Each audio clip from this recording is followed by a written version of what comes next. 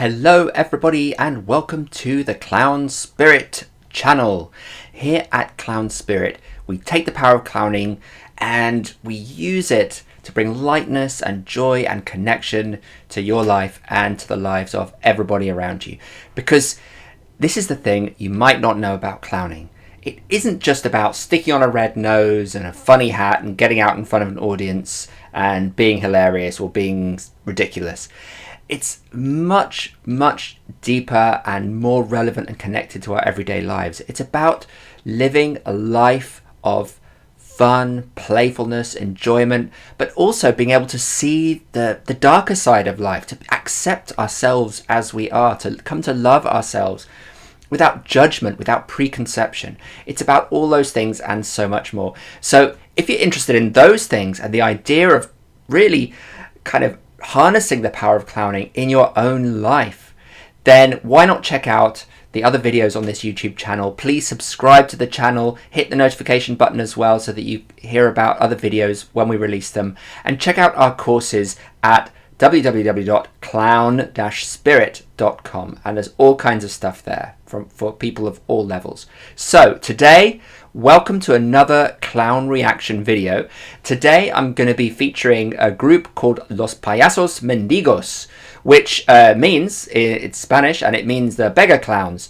Now this is a group that came across my radar recently because I did an interview with Joe Dieffenbacher, who's one of the members of this group. You can see that on the Conversations channel. So just let's have a look. I haven't seen much of their work before. Let's have a look. Let's see what they're all about, and then we'll talk about it later. Okay, so hit that subscribe button and let's go with Los Payasos Mendigos live at the Van Duzer.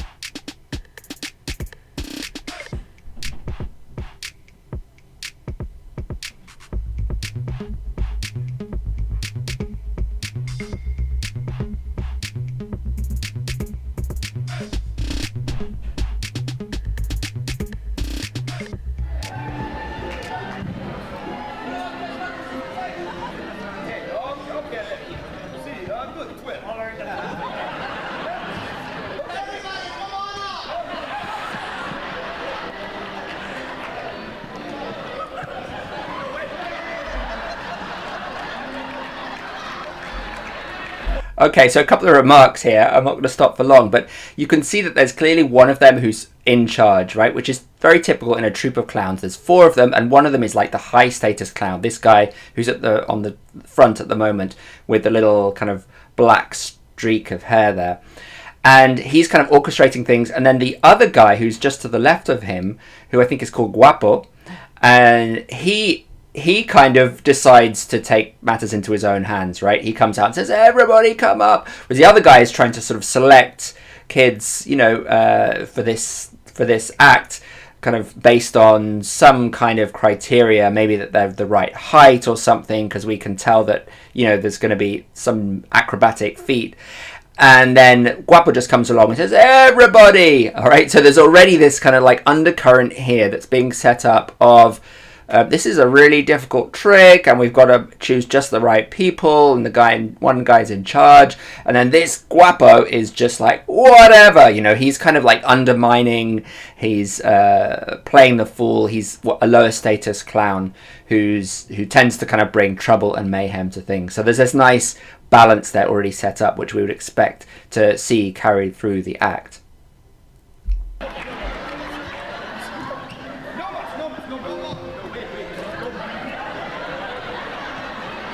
So now they're all just piling up onto the stage. And Guapo looks a bit sheepish, like, oops, maybe I made a mistake.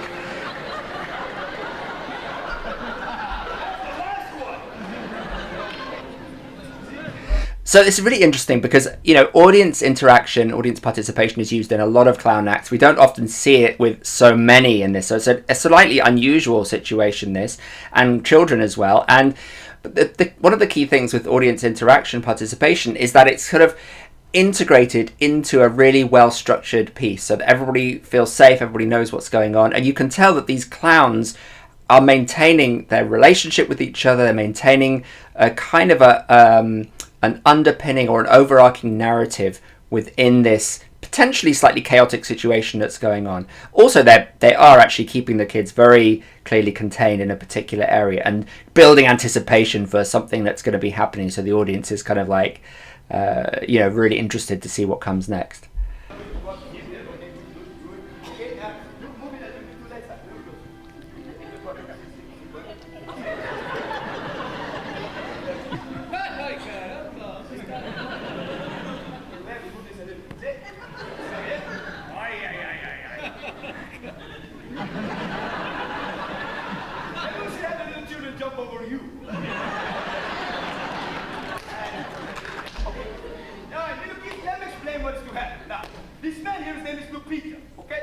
Run very fast. Hit that trampoline. Then it's going to leap over your head. It's going to leap over their head. And they could be killed. Okay, so like again, these classic little lines that are put in there that maintain these roles that the clowns already have and make everybody laugh. So the head clown is setting up the situation, explaining what's going to happen, that Lupita is going to bounce on the trampoline and fly over the heads of the kids, and then Guapo comes out and says, they might be killed. Alright? So this saying the inappropriate thing, right? No, you're not supposed to say that. Oh, that couldn't happen. But he always comes out with it. He can't help himself. That's kind of, it's his role. It's this nature of his clown. He just can't help just saying the thing that pops into his head and being very impulsive. And then the boss clown comes over and shuts him up because he doesn't want the audience to be worried about it.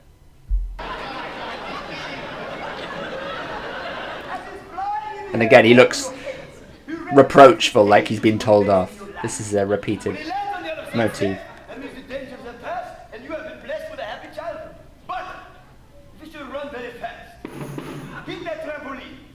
Leap over your head, not get far enough, and land on your heads. That's life.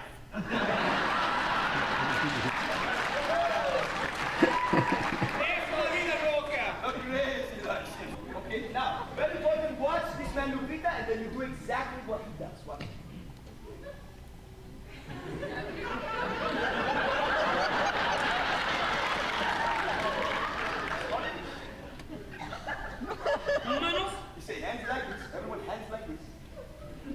Okay, so now this is a classic audience participation thing, but you're not normally seen with so many people at once, and kids as well. And there's something really interesting going on here, which is that obviously, there's a feeling that like all the kids are on stage, and so the performance is now sort of for the adults or in the audience, and there's a sense in which they can play with that. So he said, if Lupita should fly over and not jump far enough and fall on your heads, that's life, right? And all the adults laugh because in a sense it's an adult joke, right? It's this sort of wink between grown-ups that life doesn't always go as planned, and life can be difficult, and so it's nice because it's kind of like taking the fact that they're children there and playing on that with the adults in the audience. Now we come to this classic moment of where the audience member, or members in this case, on the stage are told to copy some gestures or some movements that is being demonstrated by one of the performers. And this is a great thing and always leads to kind of comedy because the performer is doing it perfectly or in a certain way and the audience member doesn't or can't. And so there's, in the contrast between the perfect execution of the thing and this kind of failed execution of it, there's a nice comedy, obviously without making the audience member look stupid, which can be done.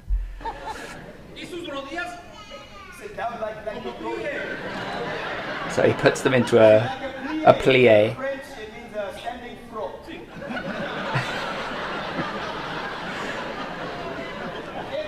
Now this is very important to stay low in the plie, low, okay?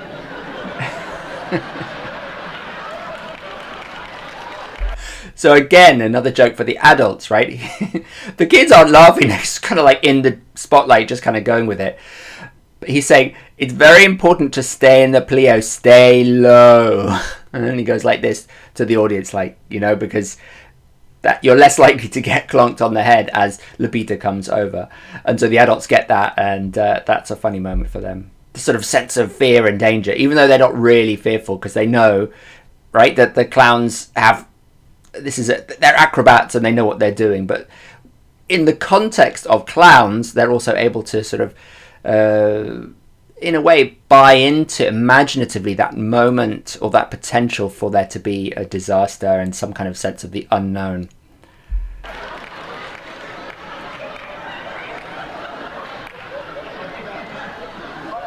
Now, very good. As he's flying over your heads, all right?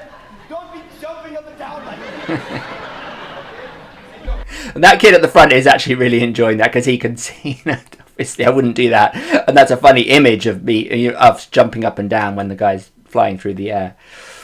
Don't be doing that. And don't be going, hey, Mom, check me out, I'm being blessed. Bad idea, okay? So everyone, hands like this and plie, low plie. Pero no escondes, si escondes hoy vas a esconder mañana. Fíjate, ¿eh? What did you say? Si vas a esconder hoy vas a esconder mañana. También, fíjate, ¿eh? Did you get that? Okay, he says, do not hide, little children. If you hide today, you will hide for the rest of your life. But for now, this moment, stay low. Let's go. So there's a really good little joke there. Lupita's like, you don't need to bend down for me, and he says this thing, if si escondas hoy, vas a esconder mañana, and the head guy needs to translate it, because presumably they're not in a Spanish-speaking country, and he tells them, if you hide today, you will hide for the rest of your life, and it's a serious moment. But then he contrasts that by saying, but for today, just stay low. So again, they're playing with these kind of ideas of expectation, of achieving some very difficult feats, some acrobatic feat, but actually the head guy's knowing that he's not that great, so you better stay low. Just playing with that sense of fun and in the expectation of whether it's going to succeed or fail. So here he comes, and there's a big build up, of course.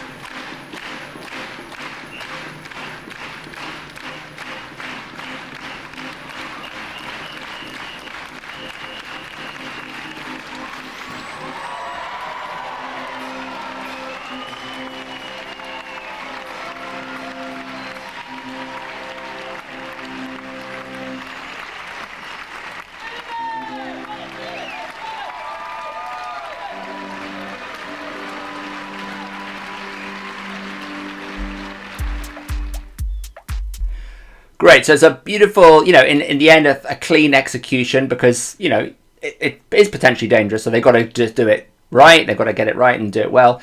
And then there's this lovely kind of celebratory feeling at the end. There's some music, they get the kids to do their kind of signature position, which makes them feel like part of the show, right, in that moment. And that's always another key to audience participation, is at the end of the day, they are part of the show when they're up there on stage. So how do you make them feel like they're actually part of the show and able to really enjoy and appreciate that, especially at the end, giving them a sense of celebration, of well done, they did it. So very cool to watch that, because in a way it's a very simple thing, right? A simple act based on this, the kids being jumped over. At the end of the day, it takes about 10 seconds, the actual acrobatic feat itself. But there's this whole build up to it, and that's so often the key with clowning and often with street theatre and acro, is that there's just one moment that is at the sort of focus of everything, but it's really not about that moment. It's about the build up to the moment and all the comedy and fun and antics and silliness that can happen during that lead up. And they're so in control, those guys. You can see they know exactly what's going on, the relationships between them, feeding in the little jokes. And it's probably a little bit different every time they do it, but to a large extent, it's probably the same. So I hope you enjoyed Los Payasos Mendigos today, the beggar clowns. I'm going to tell you who they are, because I think that's really important. One of them, in fact, is Joe Dieffenbacher, because he's the person I interviewed a few weeks ago. The other ones are called Joe, so that's Joe that I just mentioned, Rudi Galindo, who is one of the co-founders of Payasos Sin Fronteras in Spain, Clowns Without Borders, Cosmo, and Dave. So I guess Rudi Galindo is the head clown. Cosmo is the, I think he's the one that was Lupita, and Dave is Guapo, the bigger guy who was kind of always interrupting. And we didn't see much of Joe in that particular clip. So 4 amazing clowns from back in the day. I don't think they're operating anymore, but they're still out there, doing interesting work. I'm sure Joe certainly is. So check them out. And please, if you haven't already hit subscribe, do that now on my YouTube channel and the notification button. Look out for more videos, more amazing clown reaction videos, and the clownversations that I talk to masters and leaders in the field every single week, and they're always up there on YouTube. There's a big archive there. Have a great day. Keep clowning.